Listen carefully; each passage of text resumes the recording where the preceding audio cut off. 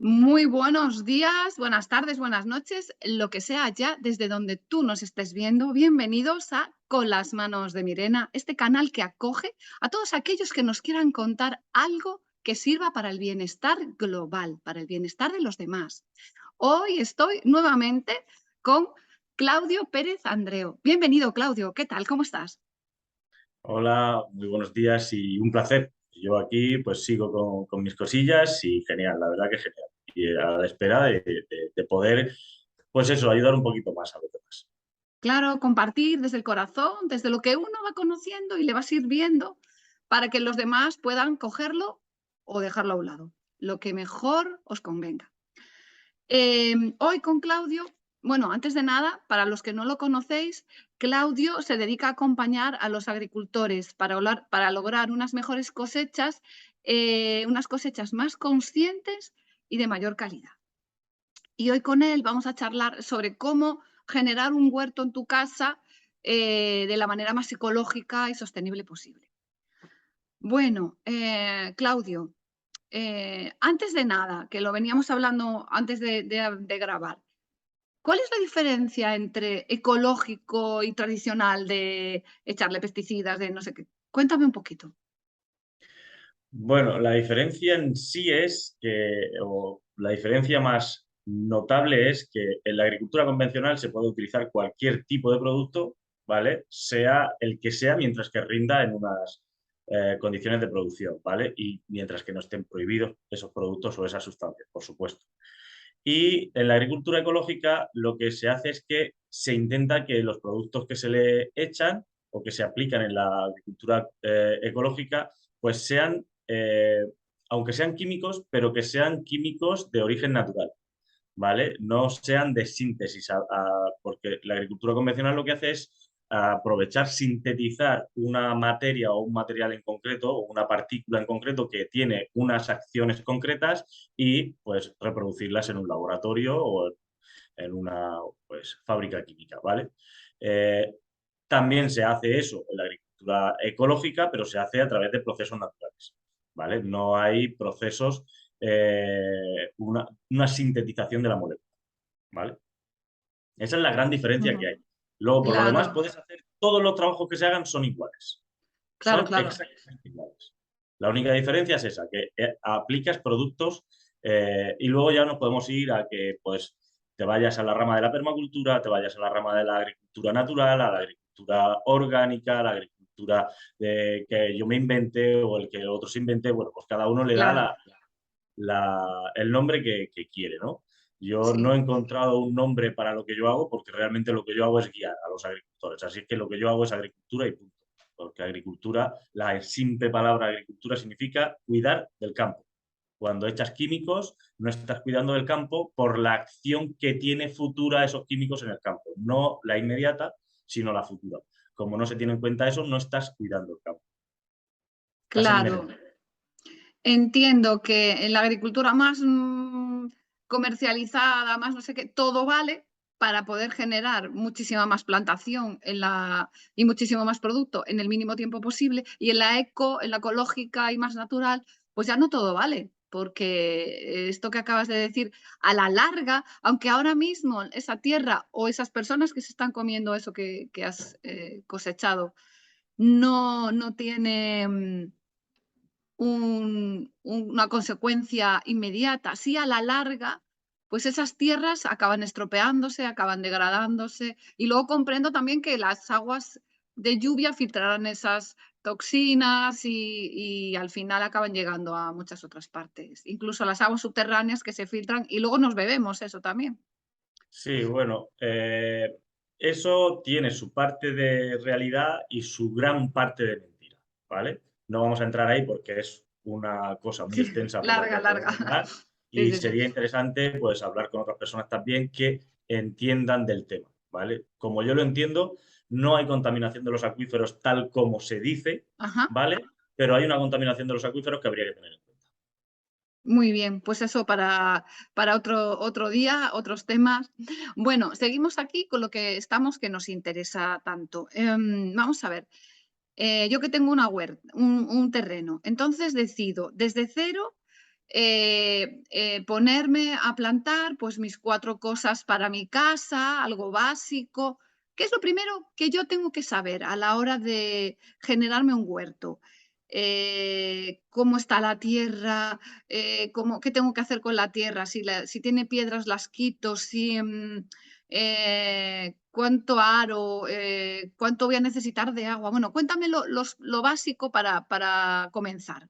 Lo que voy a necesitar, pues los aperos de labranza básicas, lo más Vale. básico.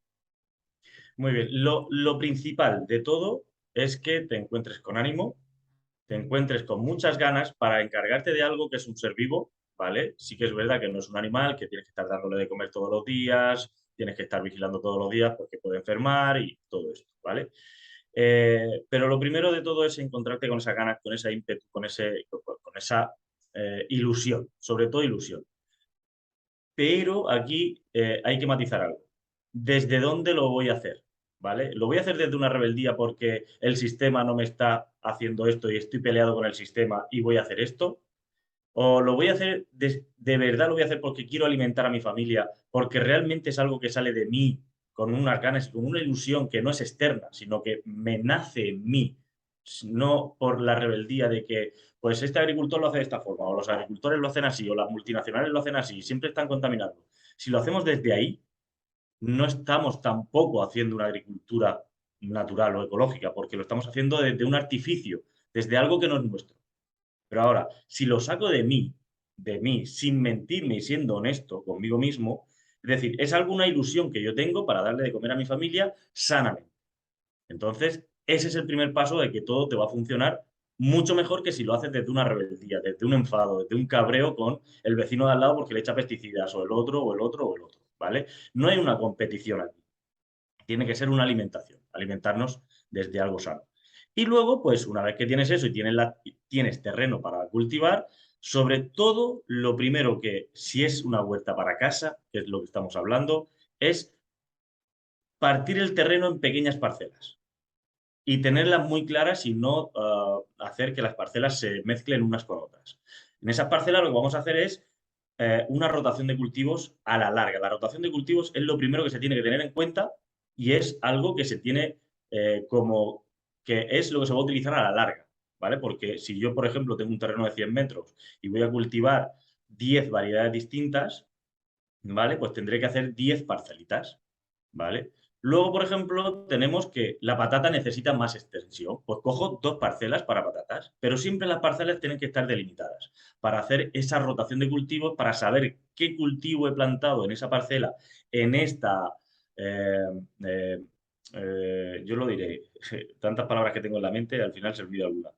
En este proceso de cultivo, ¿vale? En esta temporada de cultivo he plantado patatas en 2 parcelas. Pues bueno, pues en la siguiente ya no puedo cultivar patatas ahí. Me voy a tener que esperar seguramente a 4 ciclos, a 4 temporadas, para volver a plantar patatas ahí, ¿vale? Todo esto hay que tenerlo en cuenta porque tenemos tenemos raíz, tenemos hoja, fruto y flor, ¿vale? Esos son los 4 cultivos que vamos a tener para tener en cuenta en la rotación de cultivos. Entonces, donde he plantado, por ejemplo, raíz, no voy a poder volver a poner raíz la temporada siguiente, en el ciclo siguiente, porque la raíz, las plantas que engordan raíz, tiran de un tipo de minerales, de un tipo de nutrientes del suelo. Si yo vuelvo a plantar en ese mismo sitio plantas que lo que hacen es, como patata, eh, bueno, la cebolla está ahí un poco así, así. Pero la patata o un tubérculo que sea como por ejemplo yuca o como por ejemplo puede ser boniato, cosas que están debajo de la tierra, ¿vale? Se le llaman raíces. A todo esto, pues consumen más o menos los mismos elementos minerales del suelo. Si volvemos a plantar, vamos a tener que incorporar esos minerales al suelo, ¿vale?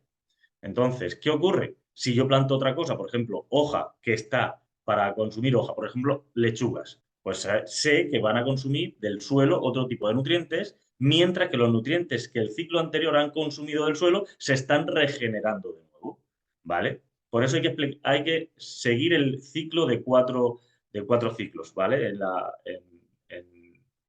En lo que llamamos lo que es la rotación de cultivos, que es la raíz, hoja, flor y fruto, ¿vale? Hay que hacer todo eso en cada parcela.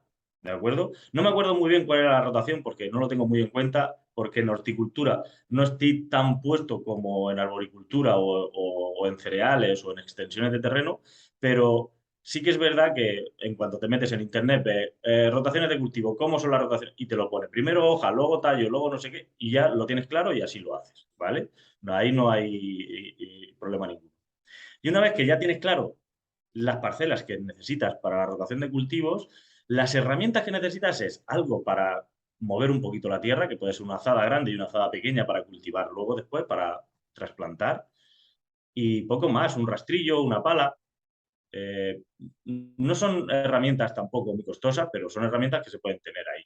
Azada, pala, rastrillo, una horqueta para poder mover hierba en algún momento dado, muy pocas guantes, por ejemplo, para protegerte las manos, aunque yo no lo utilizo porque el trabajo con la tierra, a mí el contacto con la tierra me encanta, pero bueno, a quien no le guste, pues que se ponga guantes, gafas, el que quiera llevar gafas, sombrero, gorro para protegerte del sol. Yo no hago eso, particularmente, a mí me encanta que el sol me dé, aunque sean las 3 de la tarde. Yo soy una persona que me encanta que los elementos de la naturaleza impacten contra mí, ¿vale? Siendo consciente de que no lo puedo hacer todos los días, pero sí lo hago en momentos puntuales. Bueno, el caso es que eso en principio, y luego ya la elección de las plantas que se vayan a cultivar, las que más le guste a la familia. Así de sencillo, no hay más. Y teniendo en cuenta las que se plantan también primavera-verano o otoño-invierno, que son las dos grandes temporadas. Aunque dentro de esas dos temporadas se pueden ir también como eh, rotando esos cultivos, no rotando, que se pueden ir intercalando. ¿Por qué? Por ejemplo, si nos vamos a col, brócoli, coliflor, repollo, que son de la misma familia, pues si pongo col, que aquí en España, en el sur de España, para decir la localización y que la gente no se confunda, en la zona concreta donde yo estoy en Murcia, se planta el brócoli el mes de agosto y es un cultivo de invierno, pero se planta en agosto aprovechando que la planta pequeñita va a tener 2 meses de sol y va a ser un ciclo muy rápido, ¿vale? Se aprovecha eso. Y luego cuando viene el frío es cuando ya empieza a generarse la flor, ¿vale? Que es lo que se consume en este tipo de hortícolas. Y cuando llega el frío, pues se genera la flor. Y ahí en ese momento es cuando ya se puede plantar otro. Es decir, se puede ir intercalando para poder ir cogiendo. Es decir, no se planta una vez y cuando se recolecte se siembra otra vez, sino que se puede hacer intercaladamente. ¿Vale? Pongo todos los meses de invierno hasta brócoli, por ejemplo, o coliflor, que es lo mismo. Empiezo en agosto y todos los meses, por ejemplo, pongo 5 o 10 plantitas, ¿vale? Para ir teniendo escalonadamente la producción en invierno de este producto. Porque el gran error de mucha gente es planto 20 brócolis o 20 coles en agosto y cuando la recolecto planto otra vez. Estás perdiendo mucho espacio, ¿vale? Plantas una filita de esto, una filita del otro, siempre guardando los espacios, guardando los tiempos, eh, sobre todo los espacios y los tiempos para saber el lugar que ocupa cada planta, ¿vale? Por ejemplo, en las brasicas, creo que es la familia de las brasicas la que es la de las coliflores y todo esto, necesitan medio metro. En una línea recta, medio metro cada planta. Las plantas tienen que estar plantadas cada medio metro. Si le das 60 centímetros, mucho mejor, ¿vale? Pero con medio metro ya estaríamos hablando de una distancia muy buena.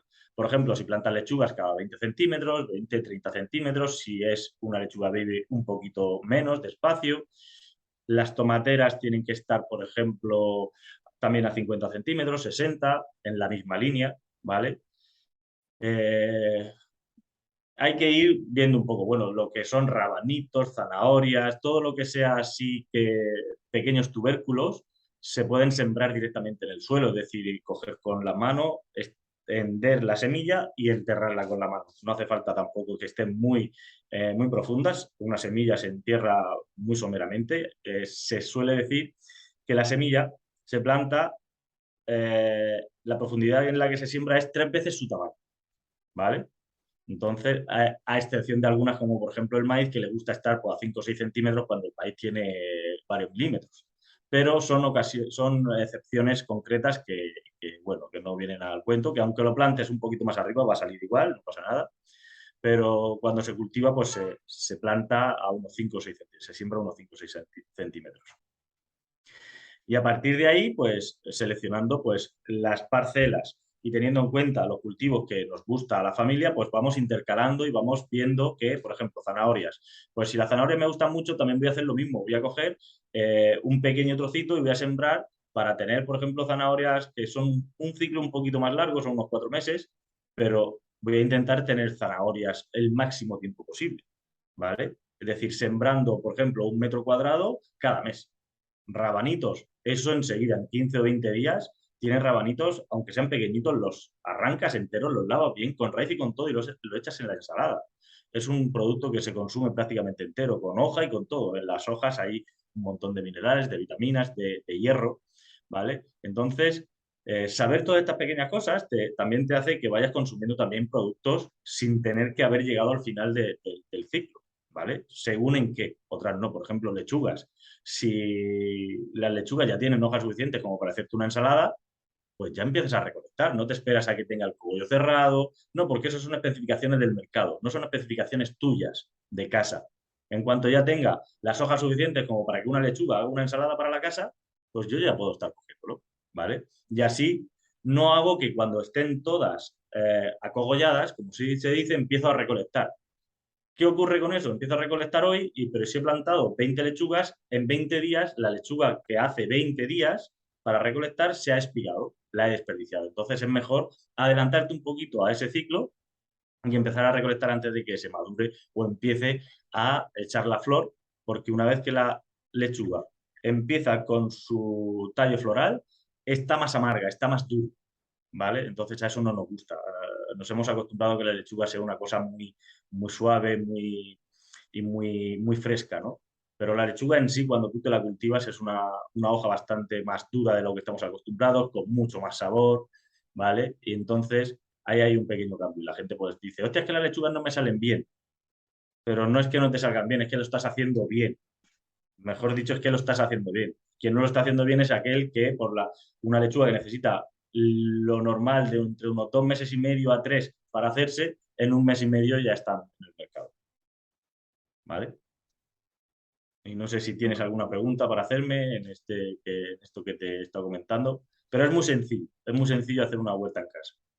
Sí, mira, me parece muy interesante lo de que has comentado, el espacio que hay que dejar, porque a veces es, venga, metemos, cuando a lo mejor en casa o con los niños en el cole que hacen pues para plantar ellos y tener la ilusión de plantar pues en un tiestito y plantan 7 semillas, entonces pobres. Me interesa saber, mira, cuando tú plantas muchas semillas de una misma cosa o plantas estos brotes que plantas la lechuguita que ya la plantas en plantita. Si lo plantas muy cerca, ¿qué le sucede? Que, pues, supongo que nacerán mal o que se agobiarán entre ellos, no sé, cuéntame. Vamos a ver, lo que sucede es que, como todo ser vivo, necesita un espacio vital para funcionar.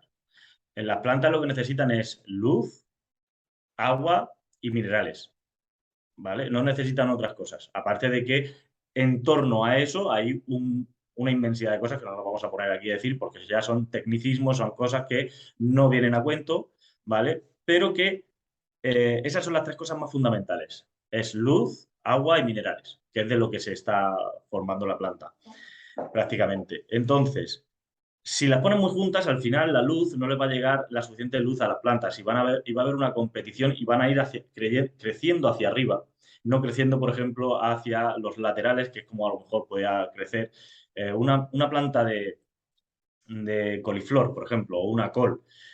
Cuando echas las hojas, las echas hacia arriba, pero cuando empieza a cogollar el fruto, las hojas empiezan a extenderse porque necesitan mucha luz. Es decir, al abrirse, la hoja está recibiendo más luz, más energía, más carbono, ¿vale? Está recibiendo algo que necesita. Si no tuviera ese espacio y no pudiera abrir, pues la planta en sí crecería también porque a lo mejor le estás echando abono, ¿vale? Por el riego, le estás aplicando otra forma de alimentarse. Pero claro, ya no es lo mismo, porque las plantas en sí ya tienen esa inteligencia natural de que si necesitan ese espacio, si se abren es por algo. Si no se abren, la calidad en sí baja. Y yo voy buscando muchísimo la calidad siempre en el producto.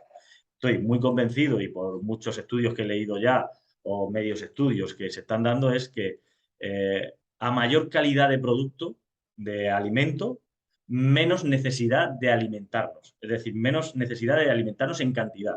Una col bien hecha con todo su proceso natural, a lo mejor 100 gramos de esa col te alimentan tanto como 1 kilo de col, ¿vale? Que yo he visto ya parámetros de ese estilo. 1 kilo de una col producida convencionalmente. Claro, y Rápido, además ahí estéticamente y todo.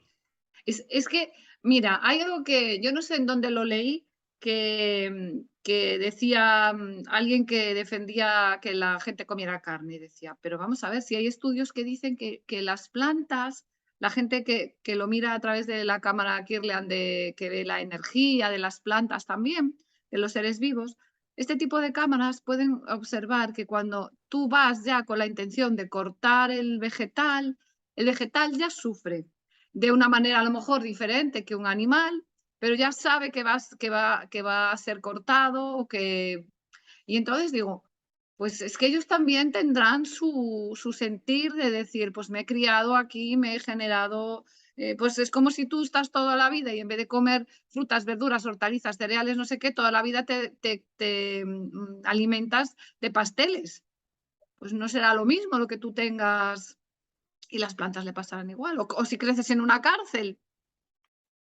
Sí, por supuesto que las condiciones en las que se cultiva o se cría un animal o las condiciones en las que se corta o se mata un animal siempre afectan a la calidad del alimento que vamos a ingerir, ¿vale? Eso hay que tenerlo muy claro. Y conforme vamos siendo una sociedad más estresada, más estresado hacemos todo. Sí, Entonces, eh, el tema está aquí, que es un tema muy peliagudo porque cada uno piensa de una forma y yo creo que cada uno que se alimente como mejor crea, siempre y cuando desde su ser, que salga de dentro de él. No porque se mata un animal voy a dejar de comer carne. No, porque a lo mejor mi cuerpo, yo he conocido mi cuerpo, es decir, estoy haciendo por conocer mi cuerpo y mi cuerpo necesita esa proteína animal. A lo claro. mejor no necesito matar un animal porque los animales dan proteína sin tener que matarlo. Por ejemplo, la gallina dan huevos y las vacas y las ovejas, las cabras, las hembras de muchos animales dan leche que dan también una proteína. Ujú. Entonces, no seamos extremistas. Yo siempre digo que no seamos extremistas. Radical es todo lo que sea y la palabra radical significa ir a la raíz. Ir a la raíz es conocer siempre la parte que hay detrás de cada decisión, detrás de cada cosa, de cada conocimiento, de cada actuación. Eso es ser radical, no quemar un contenedor. Quemar un contenedor no es ser Sí, radical, no sirve de nada. es ser un inhumano, ya está. No tener conciencia e ir haciendo el mal por el mal, ya está. Pero el caso está en que nosotros nos tenemos que nutrir de seres vivos, independientemente que sean vegetales o animales. Sí que es verdad también que si tú consumes un animal, ese animal que tú consumes por norma general siempre es vegetariano. Entonces, el animal ha comido un vegetal. Ese vegetal tiene todos los nutrientes, tiene toda la energía, por así decirlo, que tú necesitas, ¿vale? Pero el animal tiene unas sustancias también en su carne que nosotros necesitamos. Los vegetarianos tienen un problema muy grave, que no lo suelen decir, pero que hay muchos vegetarianos que terminan cambiando su dieta en momentos muy estrictos porque caen en enfermedad y caen en cosas, entonces tienen que volver, aunque no maten un animal, pero sí comen huevo y sí Sí, comen leche, y sí consumen leche. Entonces, todo esto hay que tenerlo muy en cuenta porque la proteína vegetal no es la misma que la proteína animal y no. tenemos que tener en cuenta que nosotros somos animales. Nosotros somos animales. Entonces, somos animales omnívoros, comemos de todo. Y lo que menos deberíamos de comer son cereales, ¿vale? Semillas. Cereales, más que semillas, cereales, Ujú. ¿vale? Porque el cereal es un hidrato de carbono y los hidratos de carbono para nosotros es lo que menos deberíamos de meterle al cuerpo. Y menos todavía transformados en harinas, ¿vale? Ya sean Sí, las harinas que sean. Da igual que sí. sean integrales que no. Es Ujú. decir, cuanto más procesas un alimento, peor, de peor calidad para nosotros. Nos creemos, como la gente dice, sí, es que el cereal se ha convertido en una harina y ya tu cuerpo no tiene que machacarlo. Da igual, tu cuerpo está preparado para machacarlo. ¿Qué pasa? Porque le des un grano entero. Cueces el grano y lo comes. Tus O lo mejor de dientes, todo, claro. lo mejor de todo, que es lo que se está viendo ahora, se está habiendo muchos estudios, sobre todo en Sudamérica, es que el grano germinado lo echas en ensalada, lo comes y es una proteína. Es decir, el grano lo germinas y le das unos días a que se convierta en una plantita. Y esa plantita te la comes y has cambiado los carbohidratos por proteínas. Y entonces tu cuerpo asimila mucho mejor la proteína que el hidrato de carbono, porque el hidrato de carbono lo tiene que convertir en azúcar, el azúcar en una grasa y la grasa ya es una proteína. Todo ese transcurso ya no lo tiene que hacer tu cuerpo, ¿vale? Sí, sí. Además, nuestro cuerpo sabe lo que es bueno para él. Yo también pasé, lo que tú decías, yo pasé una época de decir, no quiero comer carne, no quiero hacerle daño a los animales, no sé qué, y pasé una época muy larga de mi vida vegetariana. De hecho, me hice bastante extrema, súper macrobiótica, pero descubrí que me adelgacé muchísimo, no tenía fuerza y le faltaba algo a mi cuerpo, le faltaba algo a mi vida. De hecho, un médico chino o sea, de medicina tradicional china me dijo: "Mira, bonita, o comes carne o vas a llegar a morirte, porque tu sangre no tiene ningún tipo de fuerza". Yo estaba transparente de flaca, no podía con mi vida. Entonces empecé a introducir de nuevo alimentos, y me empecé a encontrar, oye, con una fortaleza, con no sé qué, y digo: "Bueno, pues mira, me lo como de la mejor calidad que encuentre y lo agradezco. Sobre todo, agradecer la comida, que cada Sí, día ingerimos, la suerte que tenemos de haber llegado a poder comer eso, y a todas las personas que lo han manipulado, bueno, manipulado no me lo han gusta, hecho posible. que han hecho posible que tú llegues a comer eso. Claudio, cuéntame, que para mí también es muy importante saber, ¿cómo riego esos vegetales que yo he plantado? Vale. Que a mí a veces me da la sensación de que se me mueren de todo lo que los riego. Antes, antes del riego, vamos a hablar en cómo sembramos, ¿no? Porque hay Eso es, alguna, ¿cómo los mucha, siembro? Sí. mucha Nos gente, quedan mucha gente me dice, 8 los, minutitos tenemos. vale, muy bien. Sí. A mí la gente me pregunta, ¿pero lo planto en caballón? Es decir, haciendo un caballón, o lo planto en meseta, o lo planto, digo, como mejor a ti te resuene. Ahora, hay cultivos que necesitan una especificación concreta, como por ejemplo las patatas. Las Ajá, patatas cuéntame. no vas a hacer una zanja, las vas a plantar ahí en la zanja y luego vas a tapar y luego vas a abrir otra vez la zanja. No, la zanja la haces hacia arriba. En vez de hacia abajo, la haces hacia arriba. Ujú. Plantas la patatita en el suelo en una pequeña reguera, la tapas y cuando empieza a germinar, le haces el caballón. Ah, ¿Vale? le Y haces para en arriba. ese, en ese caballón, en ese triangulito que le haces de tierra hacia arriba, ella ya empieza a engordar y luego para la recolecta es mucho más fácil, Claro, ¿vale? fíjate. Y engorda mucho más porque tiene menos presión de la tierra. Porque si tú la entierras, la patata, cuando la cortas o la patata entera, porque hay 2 ciclos de plantar patata, o 2 temporadas más bien para plantar patata, si la siembras en el suelo no le va a dejar engordar por el hecho de que está presionado, pero en un caballón siempre se abre y al estar Claro. húmedo, ¿vale? Pues tienes, pues eso, que no hay tanta presión de la tierra y engorda a su ritmo. Engorda muchísimo mejor, que al final es lo que buscamos, también que haya peso de patata, ¿vale? Y todo lo demás ya como se quiera. Lo quieres plantar en suelo llano, en suelo llano. ¿Que quieres hacer un caballón? Haces un caballón. Que Ujú. después, por ejemplo, yo a mí me gusta las tomateras, plantarlas en llano y luego aporcarles tierra. ¿Vale? Después de hacerle la poda de la limpieza de tallos hasta unos 30 centímetros, le aporco tierra. Antes de eso, le echo pues como un poquito de estiércol antes de aporcar. ¿Vale? Son trucos que cada uno va a tener, ¿no? Yo Claro, lo digo sí, sí. y esto está muy extendido también, no, no es mío solo. Yo lo he copiado de mi padre de otros y se lo he visto a otras Claro, personas. la sabiduría del campo. Claro, que esto no es mío, esto es de que se hace. Entonces, a partir de ahí el riego es que haya humedad. Simplemente, yo se lo digo a todo el mundo, que haya humedad. Tú llegas y tocas el suelo con la mano o escarbas un poquito y ya no hay humedad, pues le aplicas. Luego hay otros cultivos, por ejemplo, los de verano, que necesitan una regularidad más estable, por así decirlo, ¿no? Cada 2 días hay que echarle pues media hora de riego o una hora de riego para que el cultivo no se estrese con el calor, porque hay mucha evaporación, ¿vale? Sobre todo evaporación, no del suelo, Ya, ya, ya. sino la evaporación del agua en la planta, porque la planta es lo Ujú. que está expuesto al sol, ¿vale? Entonces, el suelo tiene que estar también cubierto, ¿vale? Si, con un acolchado que puede ser paja, puede ser cartón, puede ser cualquier cosa que tape el suelo, sobre todo para quitarte hierba y aguantar la humedad, retener la humedad. Y sobre todo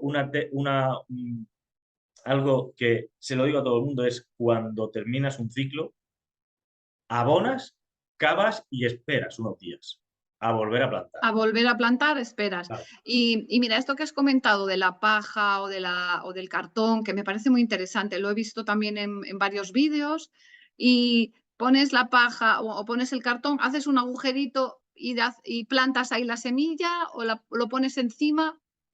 Es que también hay que saber qué acolchar y qué no acolchar. Por ejemplo, si tú estás sembrando zanahorias que nacen muy cerquita unas de otras, no hace falta acolchado, porque Mm, entonces, ¿cómo lo haces? ¿Acolchas primero y luego en cada 3 centímetros haces un agujerito? Eso es una pérdida de tiempo. ya, ya. Siembras y pues si tienes materia orgánica, es decir, como un estiércol muy descompuesto o una compostera, cuando han nacido las zanahorias, entonces echas una pequeña capa para que el Un sol no dé poquito. directa. Sí, un poquito de a lo mejor medio centímetro, Ajá, ¿vale? Para que el sol no dé directamente en la tierra. En la materia orgánica puede dar, pero es como una amortiguación del calor. La materia orgánica lo que hace es una amortiguación de calor, de temperatura, de humedad. Entonces todo esto va a resguardar. Y luego, por ejemplo, plantas eh, van a crecer hacia arriba, como por ejemplo los tomates, las berenjenas, los pimientos, los brócolis, todo esto es primero se hace el acolchado, cuando se pone el riego, se pone la manguera de riego, se hace el acolchado y en cada gotero se abre un poquito con la mano, se abre el agujerito y se planta. Se tapa con tierra el cepellón o la semilla, lo que se quiera poner, ¿vale? Y a esperar a que vaya naciendo. ¿De claro. acuerdo? Es que cada cosa tiene su pequeña especificación, por así decirlo. Sí, y otra cosa que me interesa, hoy nos queda poco tiempo, pero para otro día a lo mejor, si te apetece, podemos hablar de métodos eh, para ayudar a crecer la planta con más fuerza, pues a lo mejor tipos de abono que podemos echar, bueno, y Sí, cómo generar ese abono. Bueno, yo le estoy llamando abono, pero no sé ni cómo se llama. sí, algo Nutrientes que fertilizante. puedes. Claro, nutrientes que puedes ayudar a la planta. También podemos hablar en esa charla sobre cómo ahuyentar, espantar y eliminar todo tipo de plagas, insectos o cosas que no le favorecen a la planta de la manera más natural posible. Y bueno, pues eso. Claudio, nos quedan 3 minutos. Cuéntanos, ¿qué es lo que tú ofreces al público y cómo pueden encontrarte, cómo pueden contactar contigo para solicitar tu acompañamiento? Vale, como veo que te queda tiempo de sobra, algo que quería añadir es que el riego por goteo para una Ajá, huerta es fundamental. Hay gente que le pone aspersión porque antes tenía la aspersión porque era un césped, pero no es viable, porque al final el agua en la hoja provoca también que pueda proliferar hongos, ¿vale? O bacterias o algún tipo de enfermedad que vamos a tener que controlar y ahí es donde no queremos. Prevenir es lo mejor, pero no prevenir echando un producto para la prevención del problema, sino prevenir actuando en base a actuaciones que no dañen, ¿vale? claro, Entonces, riego siempre por goteo, ¿vale? fenomenal. O por inundación si es patata o tienes agua en cantidad o lo que sea, ¿vale? Pero riego por goteo y un goteo muy específico. Luego, pues también podemos ofrecer un espacio a saber cada cuántos centímetros tiene que estar el gotero, qué tipo de gotero es, cuántos litros, cuánto riego. Todo esto podemos hacer otra charla Sí, otro día, ¿vale? claro que sí.